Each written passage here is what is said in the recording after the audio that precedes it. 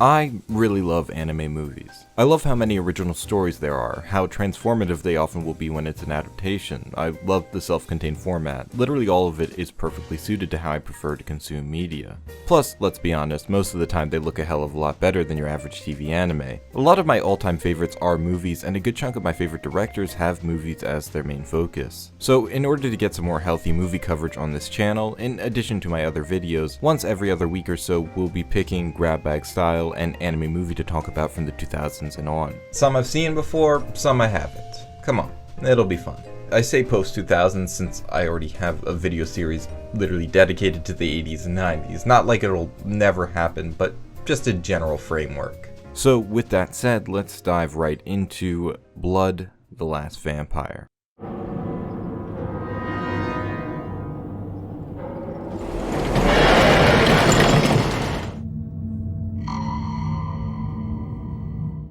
Before sitting down to watch the movie proper, I wanted to get some context for it. Blood is a franchise I'm aware of, but never really engaged too deeply with. It was definitely before my time as an anime fan, and I certainly can't recall hearing much persisting praise for it. Nor is action horror a combination that I, a lover of cute girls, art house, and slice of life, find myself seeking out very often. I mean, it's literally called Blood. That just screams edgy teen shit to me, like right in line with the cultish league of teenagers with Tokyo Ghoul profile pictures who all post cringy quotes with incomprehensible graphic design choices. Seriously, how is anyone supposed to read that?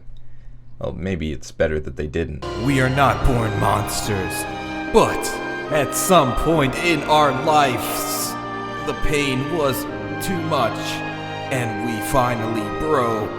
The name Mamoru Oshii, though, that caught my eye. He's directed quite a few of my favorites, though on further inspection it seems his involvement is tangential at best. The way the story goes is that Production ID's president wanted an original concept to produce and approached Oshii asking him to have his students submit ideas. At the time, he was running a series of lectures, and the submissions of Junichi Fujisaki and Kenji Kamiyama would become the starting point for this movie, with the latter taking the role of script and screenplay. More so than the concept, though, the production itself seems the most intriguing. It was a fully digital production at a time when that was rather rare, and takes advantage of that for 3D environments and unique lighting. The early 2000s was a period for the gradual and, quite frankly, really rough digitization of anime, so it's pretty interesting to see something so ambitious so early. Not only that, but the movie is also dubbed bilingually. There's sections in English and in Japanese, with the movie being set on a US military base in Japan. The unfortunate truth is that what might be its most interesting element is also its greatest detractor.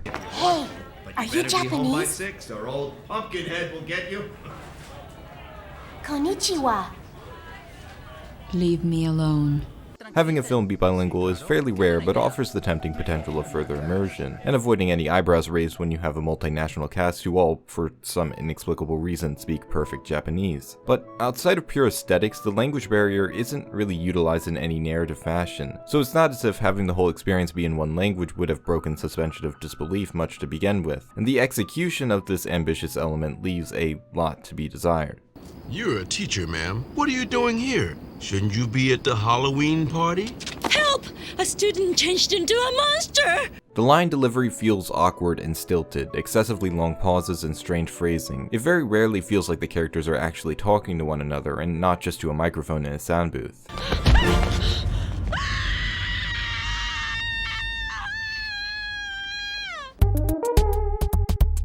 You would think having it natively produced with English in mind would make it sound more natural, but I guess not. I can't say exactly what their process was or at what stage in the production they decided to have these sections be in English, but it sounds and feels like a bad English dub. But with the Halloween party coming up, we may not get too much work done. Thank you very much for your help. Goodbye. It is all the issues I find in them so often, all coming down to the core issue of the animation not feeling like it was paced for English delivery. Even if the casting works in a few places, overall the dialogue ranges from simply questionable to outright comical, and this sucks a lot of weight out of what could have been a consistently engaging popcorn-worthy thrill ride. Now it's just worthy of, like, chips or something.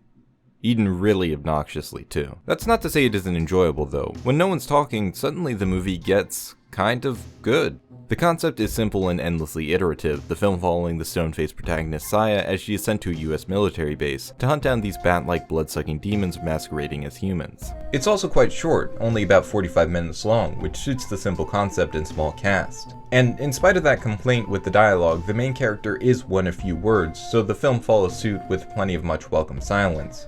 So fortunately I don't have to deafen myself with this screwdriver. Yet. Throughout the whole film, my opinion lay in constant fluctuation. Nearly every element works in some way but fails in another. Just like my sex life, it's overall entertaining but extraordinarily messy.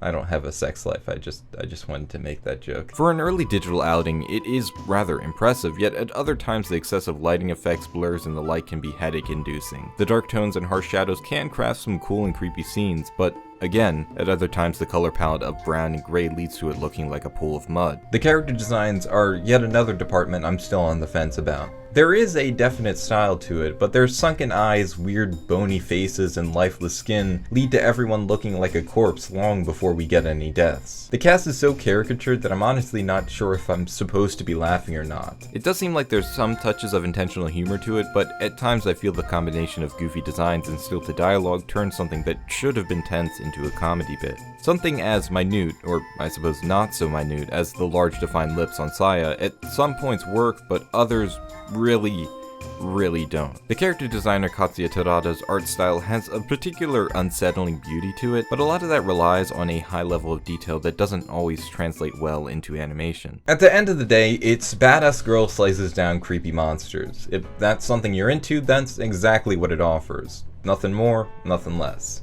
As a movie, it does seem strangely hollow, hitting all necessary plot beats but without offering much beyond that. The closest it ever comes to anything particularly profound being a brief moment of humanity from the protagonist in a scene towards the end of the movie where they show some empathy for this horrible creature, with the big reveal being, spoilers, the titular last vampire is Sai herself. It provides just enough to hint at something more, which leaves this fairly self-contained sub-story feeling extraordinarily incomplete. While there are a few little touches, like Saya getting heated at the mention of God or Jesus, probably her most relatable attribute, I do think there might be a slight issue when your most fleshed out character barely talks or expresses themselves for the majority of the runtime. It really does seem like Act 1 of a full-length movie, and perhaps that's exactly what it is. I think, supposedly. Part 1 of a 3-part multimedia project including a 2-volume adventure game for the PS2, as well as a novel by Mamoru Oshii. Well, the game isn't translated, but the novel is, so now that I'm $8 poorer, patreon.com/actualcore, how does the film follow up fare? So, this book, Blood, the Last Vampire, Night of the Beast, well, I read the whole thing, and quite frankly, it sucks. I was particularly intrigued based on the fact that Oshii himself is credited as the author, and if it is him, it's definitely not his best work. I mean, it does seem somewhat in line with his interests, page upon page of philosophical meandering, but the core issue is it is fundamentally disconnected from the appeal of the film. This book is set about 20 years before the events of the movie, and follows the young Japanese high school student Rei as he accidentally finds himself caught up in the events surrounding these vampiric creatures. He, his friends, and a man purporting to be a detective now have to unravel this mystery. Now, you might be starting to catch on to the issue here. Look at this cover. Who is on it? It's Saya. It's not some dumb high school Japanese boy. That's what makes this franchise cool and fun, and the only fucking reason anyone would bother to engage with it. Quite literally, in this 4 or 5 hour long, 300-page read, Saya is present for about 20 pages. 20 fucking pages. She shows up briefly at the end of the first chapter around page 20, and then doesn't show up again until page 182. What? Just listen to how they describe the story on the back of the book. Even they know that the actual content isn't what the audience wants, because this description is more than a little misleading. Active in politics as part of a student protest group speaking out against the Vietnam War, Daimyo was a lot like any other teenager in 1969 Tokyo. Yeah, I really know a lot about teenagers in 1969 Tokyo. Life seemed simple, but that was before he met Saya. After witnessing her slay an incredibly powerful vampiric beast, Jay finds himself drawn into a shadow world that has existed beside our own for centuries. And now that he's seen them, will the creatures on the other side let him live? His only hope is a girl he doesn't know and can't trust, Saya, and who will also be in this book for 20 pages. I added that last part if you couldn't tell. Not only does the novel seem to entirely miss the point of this whole affair, it's also terribly confused about what it even is. Half of it is a mystery where they're trying to figure out what's going on with students who keep showing up with drained blood and 2 small bite marks, with Rei doubting his own perception of reality after he saw Saya slaying one of those vampiric monster creatures. This is boring, because of course if you've seen the movie or read the damn title, you know what's coming, and it's not a particularly fascinating process of deduction either. The second half is really where it gets weird, consisting almost entirely of one bizarre conversation in a single room, where they both try to completely explain the evolutionary pathway of these creatures, as well as give an entire overview of the philosophical conception of what separates man from animal. This part literally explains everything. We're left with absolutely no mystery, which is why I'd strongly recommend against reading it, besides the fact that it's not good. When you take away the magic, well then there's no magic left. Completely explaining the unknown by definition destroys its allure, especially since the extent that this goes to explain every minute detail and connected to reality is so ridiculous it's downright comical. Like, not to get too into it or anything, but they literally bring up the Holocaust as a connected event. It's that dumb. Now, if I were to look at it in its own right, not as something that's connected to a film that sets up certain expectations, well, I'd probably still fucking hate it. It doesn't effectively deliver a satisfying mystery, a pulpy action horror, or an interesting philosophical character study. It's so disconnected, and there's so many long, meandering passages describing information that adds absolutely nothing to the story. Yes, I know I'm ranting about a book that no one's read or cares about to an audience that probably never intended to and will never read this, but goddammit, I made myself suffer through it in the hopes that it would better inform this video, so you can at least give me this satisfaction. Though it seems our focus is the main character, he has such a dissatisfying arc. The novel races through the entire rest of their life to end where the movie begins, as if it finally reached the required word count and just wanted to be done with it. It both tells us nothing about Saya and too much, over-explaining her backstory but giving very little of her actual character. In short, it's a fantastically wasted opportunity. There are 2 other novels that came out later, but neither is translated. Not quite sure if I should say unfortunately though. Well, they do have different authors attached at least. The last directly connected piece of media is a 1-volume manga sequel titled Blood: The Last Vampire 2000, which was released in 2001 and is set in 2002.